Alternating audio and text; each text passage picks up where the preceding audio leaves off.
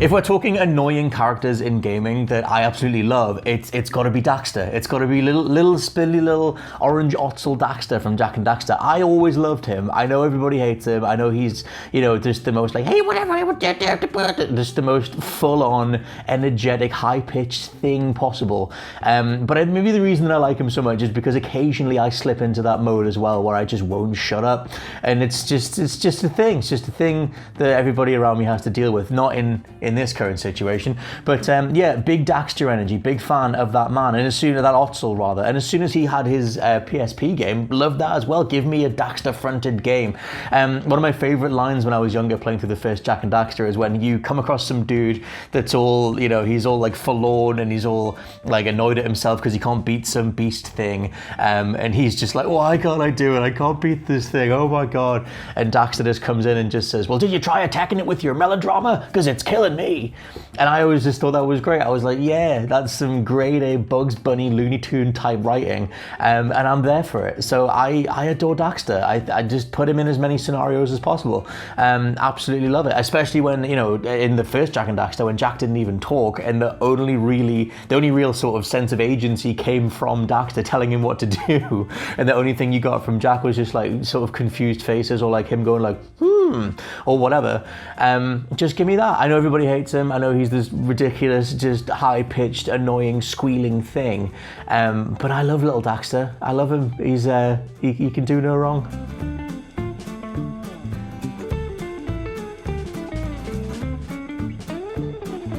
So, a hated video game character that I secretly love at the moment definitely has to be Abby from The Last of Us 2. Please don't hate me. Please don't hate me. And let me explain why. Because I think there's a lot of people that are so focused on the horrible thing that obviously she does at the beginning, which is taking Joel out of the picture. She murders Joel very brutally, and of course you hate her for that. She brutally murders Joel in front of Ellie, and it hurts. It hurts playing through an entire game as someone and having that bond and have someone take them out of the picture.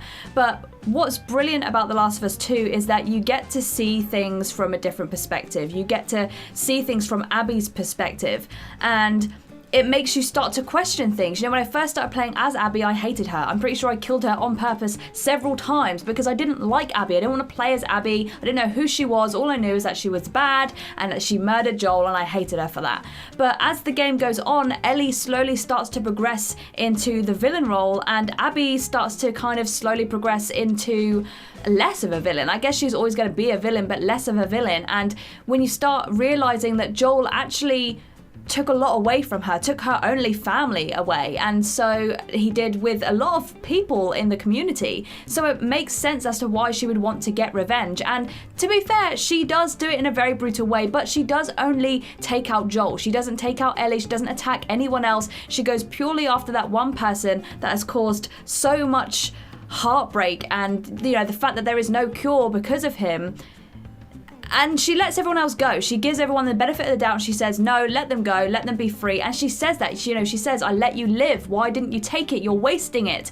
And you really start to sympathize with her and see how strong she's had to become and how much it has hurt her. And the lines become crossed. It becomes very difficult to know who is the villain anymore and who is the good guy, because by the end, you can't tell. And that is why I really sympathize with Abby, and I really enjoyed her as a character within the game, because by the end I didn't see her as a villain anymore. I just saw her as this broken woman that was just trying to redeem herself and just trying to start a new life and become good.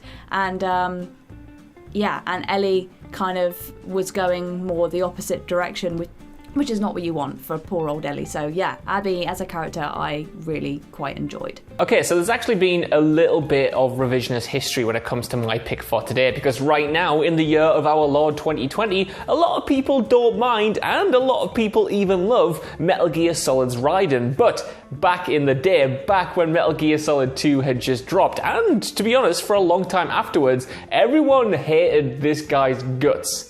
It was probably Metal Gear Solid 4 which turned him into this cyborg, ninja, warrior thing that managed to redeem him in the eyes of a lot of players. But before that game came out, everyone hated the fact that Metal Gear Solid 2 was essentially built around a bait and switch. The teaser trailers, the gameplay footage, the actual demo that you played for Metal Gear Solid 2 had you playing as Solid Snake. So when you booted up the game, when you went through the tanker chapter, you were expecting a proper follow-up to MGS1 as Solid Snake, continuing the adventures of him and Otacon, and then after that opening hour, you get shoved in the boots of this rookie that nobody knows, who can barely, do anything on his own. He always needs the colonel in his ear to tell him the most basic things, and he's kind of inept, he's kind of weak, he is literally in the shadow of Solid Snake's legend, and because of that, everyone kind of hated it. And me at the time, I didn't have internet when the second game came out, so I wasn't kind of caught up in the online furor. But even then, I remember playing the game after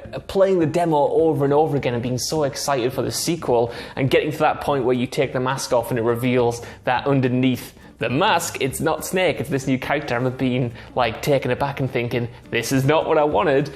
But I genuinely think, even if 4 and Revengeance didn't come out, that Raiden would have been such a strong character, because yes, he lives in the shadow of Solid Snake, but everything about those design decisions are purposeful for the narrative the second game wants to make, and kind of making you this guy that you initially don't like, this essentially this wet blanket of a character, and then slowly peeling back the curtain on him as the game goes on, all in this framework of free will and what sequels can even be, I think, is kind of like a masterstroke. And Hideo Kojima undoubtedly gets a lot of crap for doing this, and of course, not telling people about the character you're going to play as is a certified easy way to get people annoyed, but in this instance it's so worked, and especially when you get towards the end and you realise that there's way more going on than you first thought. Like, Jack Raiden was a child soldier, you know what I mean? His girlfriend might have been taken hostage. Is she even kind of in this relationship with him properly? Is she real? What's real? What's the point of kind of being alive if you don't have free will? Are you in a simulation? I don't know, but this character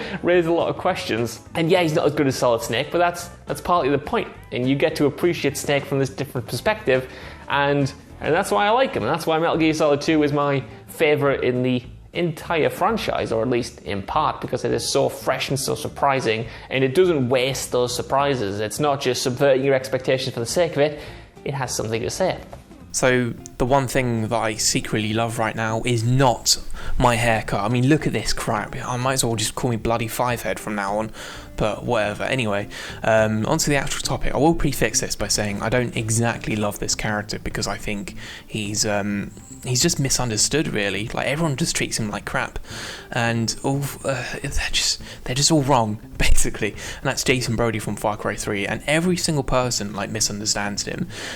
He goes onto this island as a nice holiday. He gets his pilot's license, and then he's captured by pirates alongside his older brother, and then Vass shoots and kills his older brother, and then he's rescued by Dennis, who helps him become this warrior, and gets all these tribal tattoos and stuff like that, and it's really cool, adventurous new life for him.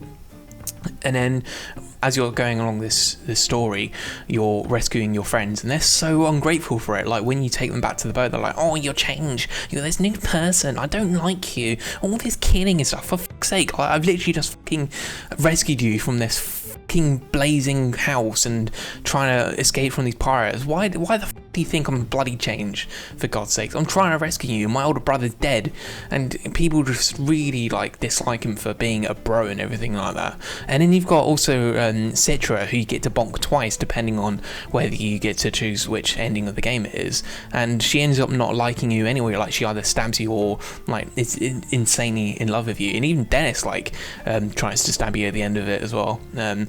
Basically, every single person, even for his friends, absolutely hates his guts, and even though you're doing something good for the island, he just comes out as a big loss of that whole game, really.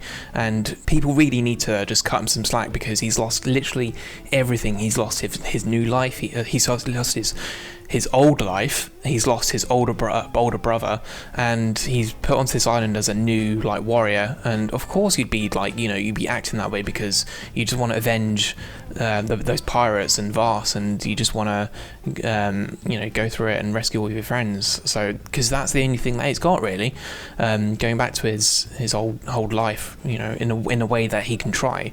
But yeah, he's misunderstood basically, and that's why I don't secretly love him, but I do like him for sticking up for himself and being Jason Brody. Really, I don't care if he's a bro, just be whoever you like. If you can't accept that, then you're not a really friend, are you?